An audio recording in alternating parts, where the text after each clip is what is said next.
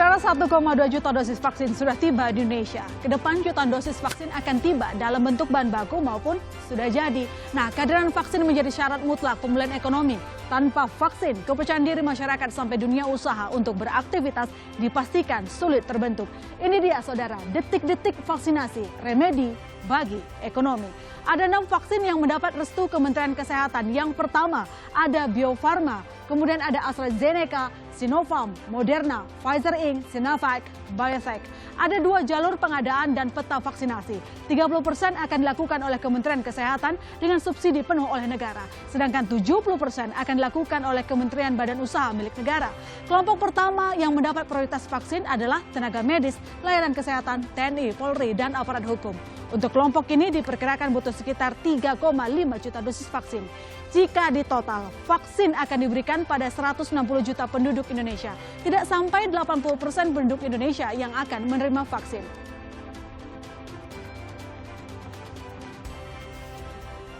Dan saudara, vaksin adalah remedi bagi ekonomi yang kritis digigis pandemi COVID-19. 2 kuartal terakhir ekonomi Indonesia berada di level negatif. Minus 5,32% di kuartal 2 dan minus 3,49% di kuartal 3. Resesinya sudah lewat, tetapi damage-nya masih perlu perbaikan. Dan saudara, damage apa yang perlu ditambal kanan kiri? Menekan angka pengangguran. Kementerian Tenaga Kerja merekam 5,6 juta orang di PHK sejak Maret sampai Oktober lalu. Sedangkan catatan Kadin lebih besar, angka PHK di periode yang sama mencapai 6,4 juta orang. Kerusakan parah yang diakibatkan COVID menelan biaya perbaikan yang super jumbo. Lewat program pemulihan ekonomi nasional tahun ini, pemerintah menggelontorkan pagu anggaran sampai 695,2 triliun rupiah. Tetapi tahun depan, pagu ini digunting hampir separuh menjadi 356,5 triliun. Bagaimana pemerintah bisa memastikan bahwa pemulihan ekonomi tidak hanya asal ngebut, tetapi juga punya kualitas yang baik? Apakah vaksinasi bisa berjalan seiring dengan upaya recovery atau pemulihan ekonomi? Menteri Koordinator Bidang Perekonomian Erlangga Hartarto akan menjawabnya di episode perdana Business Talk. Bersama saya, Mahasiswa Tarigan, vaksin syarat mutlak remedi ekonomi.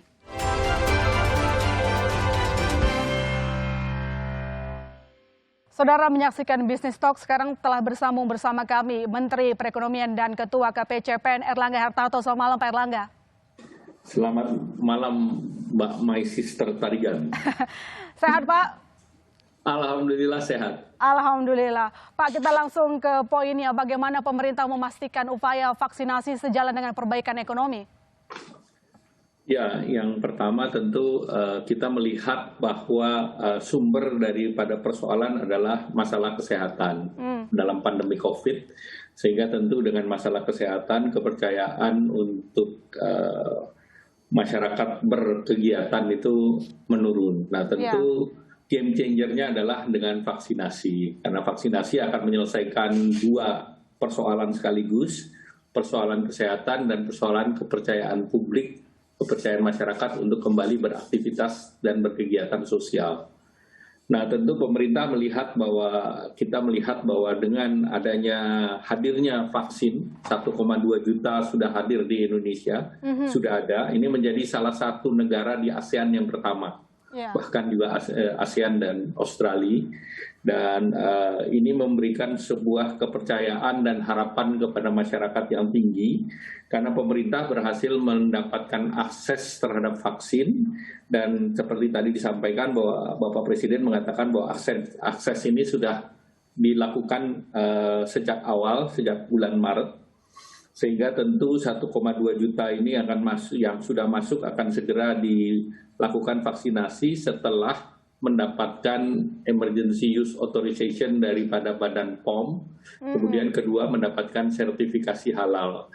Tentu sertifikasi maupun dari Badan POM itu menunggu data-data teknis yang secara ilmiah akan diberikan oleh Sinovac, dan juga menunggu hasil daripada clinical trial fase ketiga yang dilakukan oleh Indonesia melalui Bio Farma di Bandung, dan juga mendapatkan data yang dilakukan clinical trial oleh Brasil melalui Debutanta atau BPOM-nya mereka. Tentu dengan seluruh data tersebut diharapkan BPOM 2-3 minggu bisa mempersiapkan untuk perizinannya, sehingga kita berharap di awal tahun depan, di bulan Januari ini, sudah bisa dilakukan vaksinasi. Vaksinasi baru Januari, berarti kita masih akan menunggu nanti proses yang tadi Pak Erlangga sebutkan. Tapi pertanyaan berikutnya Pak, dengan 1,2 juta vaksin memang nanti akan bertambah lagi jumlah vaksin yang sedang diorder ya kalau kata Presiden kemarin. Nah, bagaimana memastikan bahwa nanti ada 260 juta orang sebenarnya jumlah masyarakat Indonesia? Bagaimana pemerintah bisa menyediakan jumlah tersebut? Pemerintah kemarin sudah memutuskan jumlah awal itu adalah berbasis kepada data yang ada di BPJS Kesehatan, mereka yang di luar komorbid dan usia antara 19 sampai 59 tahun, dan itu jumlahnya adalah 32,2 juta sesudah dilakukan screening. Kemudian yang kedua yang terkait dengan masyarakat atau vaksin mandiri sebesar 75 juta. Nah ini sekitar 65% dari penduduk. Nah, oleh karena itu pemerintah melakukan persiapan untuk pengadaan vaksin Sinovac, misalnya 1,2 juta sudah masuk, kemudian nanti akan menyusul 1,8 juta di bulan Januari, dan 15 juta dalam bentuk bulk vaksin atau bahan baku akan segera masuk di bulan Desember, sehingga tentu kita mempunyai kapasitas yang cukup untuk melakukan vaksinasi awal. Sedangkan yang tadi disebut Pfizer, AstraZeneca, Novavax, Moderna itu pemerintah sudah memberikan melalui Bio Farma letter of interest yang tentu akan membahas masalah teknis, sehingga tentu ini seluruhnya adalah dipersiapkan untuk di tahun depan.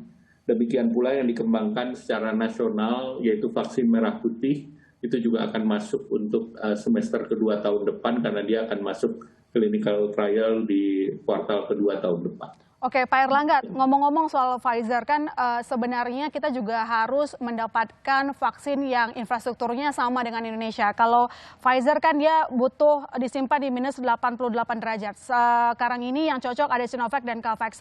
Bagaimana pemerintah nanti menjalin kerjasama? Saya tahu memang sudah ada aturan 6 perusahaan ya, 6 vaksin yang ada dalam peraturan Kementerian Kesehatan. Nah tentu ini akan dibahas dengan melalui Kementerian BUMN dan Bio Farma, termasuk logistiknya, di mana para penyedia vaksin juga akan menyediakan logistiknya, sehingga tentu logistiknya tentu kita berharap seluruhnya level playing field sehingga bisa masuk ke vaksinasi yang dilakukan. Ada ini nggak sih Pak, ada semacam perlakuan khusus untuk vaksin COVID-19, karena kan kalau kita tahu BPOM itu biasanya punya durasi waktu yang cukup lama untuk mensahkan sebuah obat. Tapi sebentar lagi kita akan kembali, Pak Erlangga tetap bersama kami saudara, Business Talk masih akan segera kembali.